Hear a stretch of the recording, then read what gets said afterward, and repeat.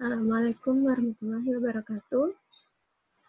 Selamat sore semuanya. Selamat datang di perkuliahan Termodinamika 2. Jadi Termodinamika 2 ini merupakan salah satu mata kuliah wajib untuk program studi teknik kimia yang merupakan kelanjutan dari mata kuliah Termodinamika 1 di semester yang lalu. Untuk informasi lainnya terkait dengan kegiatan perkuliahan ini, insya Allah nanti akan saya share di forum diskusi untuk bisa dibaca oleh mahasiswa. Kemudian hari ini untuk pertemuan pertama, mungkin saya tidak akan memberikan terlalu banyak materi, jadi untuk hari ini saya memberikan sedikit pengantar, pendahuluan tentang keseimbangan uap cair. Langsung saja kita mulai. Untuk tujuan pembelajarannya, setelah menyelesaikan pertemuan ini, mahasiswa mampu memahami konsep dasar keseimbangan fase uap cair. Nah, pertama saya akan sedikit menjelaskan tentang keseimbangan. Jadi, apa sih itu proses keseimbangan? Jadi, keseimbangan adalah suatu kondisi statis di mana tidak ada perubahan secara makroskopik pada suatu sistem seiring dengan bertambahnya waktu. Misalnya, kita ambil contoh pada reaksi A tambah B menjadi C, di mana reaksinya ini adalah reaksi seimbang yang ditandai dengan panah bolak-balik. Jadi ketika keseimbangan sudah tercapai, maka jumlah C itu tidak akan berubah meskipun waktu reaksinya ditambah. Jadi misalnya ketika terjadi keseimbangan, senyawa C-nya terbentuk 50 mol, seiring dengan bertambahnya waktu reaksi, maka jumlah C-nya akan tetap 50 mol dan tidak akan bertambah, tidak juga akan berkurang. Namun, secara mikroskopik, kondisi sistem itu sebenarnya tidak statis, karena terdapat pergerakan molekul di dalamnya. Jadi seperti misalnya pada reaksi tadi, reaksi bolak-balik, A tambah B menjadi C. Ini apabila sudah terjadi keseimbangan, maka ini reaksi ke arah C akan sama dengan reaksi ke arah kiri. Nah, itu secara makroskopik kita tidak lagi melihat adanya perubahan. Jadi bisa dikatakan sebagai suatu reaksi yang seimbang. Meskipun sebenarnya secara mikroskopik itu masih ada perubahan-perubahan di dalamnya. Kemudian, untuk materi sekarang ini, kita akan fokus membahas tentang keseimbangan uap cair. Jadi, keseimbangan uap cair ini disebut juga sebagai vapor liquid equilibrium atau biasa juga disingkat dengan VLE.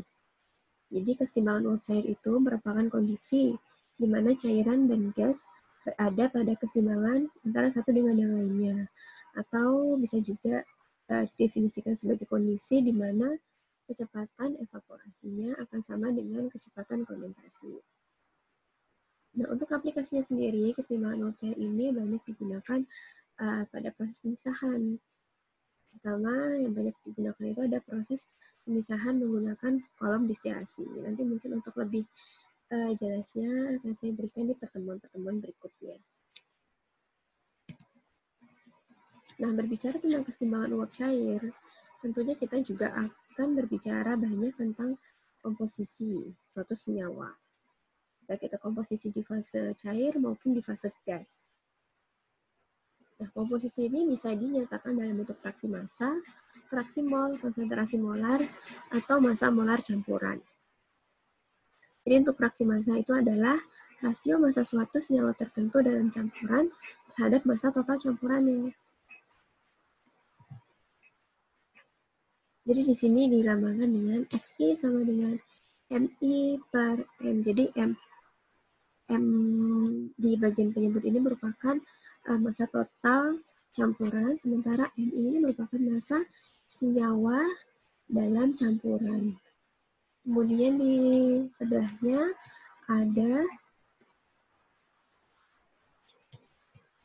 notasi MI dot atau M dot I. Nah, ini adalah flow rate massa.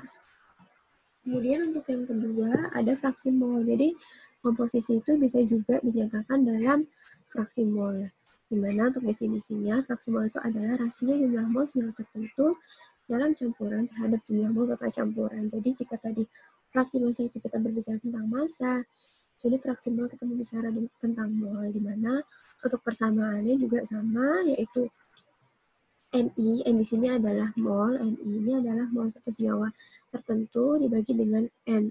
N itu adalah jumlah mol total campurannya. Kemudian yang ketiga ada konsentrasi molar. Konsentrasi molar itu adalah rasio fraksi mol suatu senyawa dalam campuran terhadap volume campurannya. Nah, ini persamaannya bisa dituliskan dengan Ci sama dengan Xi per V. V di sini berbeda dengan volume pada umumnya ya. Jadi V di sini merupakan spesifik volume di mana satuannya adalah cm3 per mol. Kemudian Xi di bagian pembilang ini merupakan fraksi molnya. Nah, selanjutnya yang keempat, ini ada massa molar campuran. Massa molar campuran itu mungkin umumnya biasa kita kenal itu sebagai MR ya. Jadi MR suatu senyawa campuran. Untuk menghitungnya kita bisa menjumlahkan total dari perkalian antara fraksi satu senyawa dengan MR senyawa tersebut. Jadi misalnya kita punya campuran yang terdiri dari senyawa A dan senyawa B. Sehingga untuk menghitung massa molar campurannya adalah dengan XAMA ditambah XBMB. Lebih seperti itu. Untuk selanjutnya kita akan membahas tentang teorema Duhem. Jadi teorema Duhem ini fungsinya adalah untuk menghitung derajat kebebasan suatu sistem biner. Jadi sistem biner itu merupakan suatu sistem yang terdiri dari campuran dua senyawa.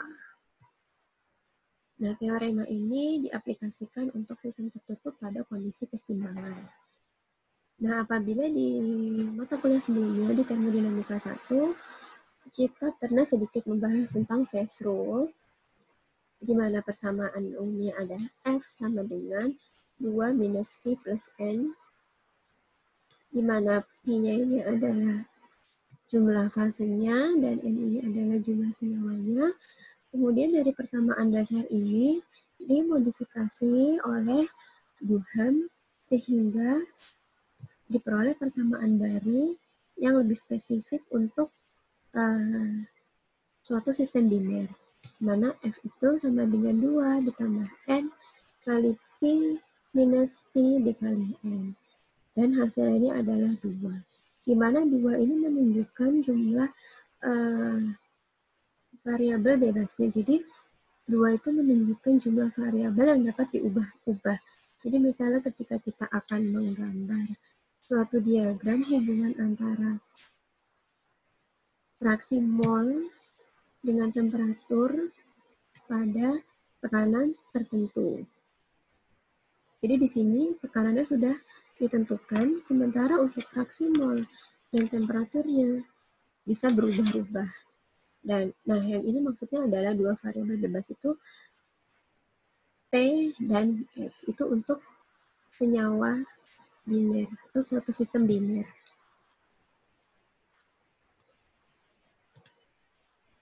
Selanjutnya ada model untuk keseimbangan uap cair. Jadi tujuan dari model keseimbangan uap cair itu yang utama adalah untuk menentukan temperatur, tekanan, dan komposisi fase pada keseimbangan melalui perhitungan. Dan model yang paling sederhana adalah hukum Raoult dan hukum Henry. Sekarang kita bahas sedikit apa itu hukum Raoult dan apa itu hukum Henry sebelum nanti kita coba aplikasikan teori-teori ini di pertemuan-pertemuan berikutnya. Jadi untuk hukum Raoult itu bisa digunakan pada suatu kondisi di mana ada beberapa asumsi yang diambil. Yang pertama, fase uapnya itu harus merupakan gas ideal. Bagaimana sih kondisi gas ideal itu? Jadi yang paling mudah adalah suatu gas yang berada pada kondisi tekanan rendah hingga sedang. Ya, jadi ketika suatu gas itu berada pada tekanan rendah hingga moderate itu bisa diasumsikan sebagai gas ideal. Nah, kemudian asumsi yang kedua adalah fase liquidnya juga harus merupakan larutan ideal.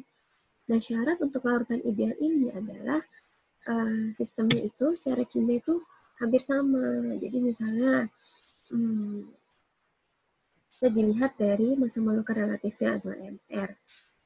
Jadi untuk beberapa senyawa yang memiliki MR yang hampir sama itu bisa dikatakan itu mirip secara kimia. Untuk persamaannya, hukum Rolle bisa dilihat di persamaan dalam kotak yang ini. YI dikali P sama dengan XI dikali PI sat. Untuk keterangannya kita bisa lihat di sini. Nah, yang perlu diingat juga, yang perlu diketahui juga untuk keseimbangan uap cair. Jadi dari awal ini kalian harus tahu bahwa notasi X itu selalu digunakan untuk fase liquid dan notasi Y selalu digunakan untuk fase uap. Jadi di sini X itu merupakan fraksi mol senyawa I pada fase liquidnya, kemudian Y ini merupakan fraksi mol senyawa I pada fase uapnya, kemudian PI sat itu tekanan uap senyawa murni I pada suhu yang tertentu, dan P adalah tekanan total. Kemudian perlu diketahui juga YI dikali P di sini bisa dikatakan juga sebagai tekanan parsial. Selanjutnya, untuk hukum Henry,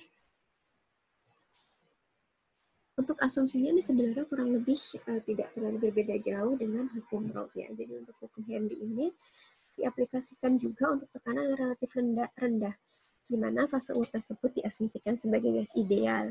Nah, untuk persamaannya juga tidak terlalu beda jauh dengan hukum Rolle, di mana YI dikali P sama dengan XI dikali HI.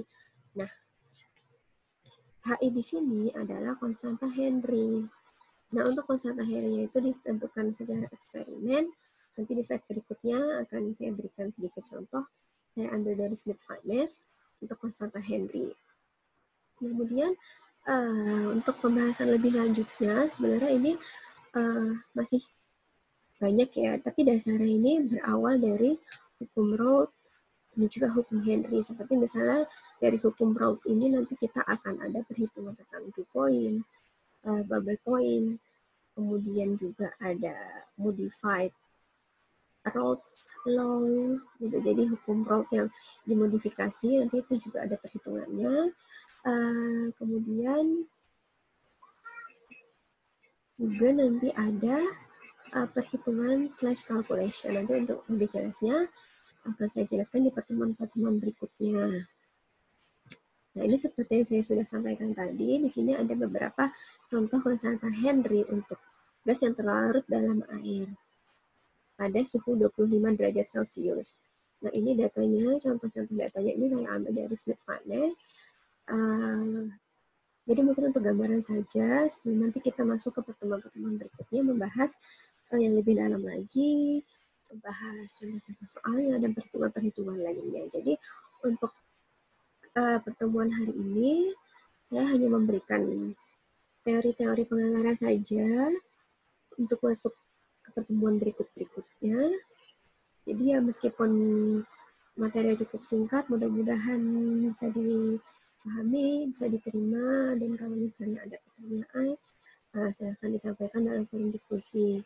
Nah, seperti biasa, untuk referensinya masih saya ambil dari buku Smith-Vaness, masih sama seperti termodinamika 1. Jadi saya harap semua mahasiswa punya, paling tidak punya e-booknya untuk Smith-Vaness ini, jadi bisa dipelajari lebih lama lagi supaya bisa belajar mandiri masing-masing. Jadi itu saja untuk pertemuan hari ini. Terima kasih atas perhatiannya. Mohon maaf jika masih banyak kekurangannya. Mudah-mudahan kedepannya bisa lebih baik lagi. Sekian dari saya. Wassalamualaikum warahmatullahi wabarakatuh.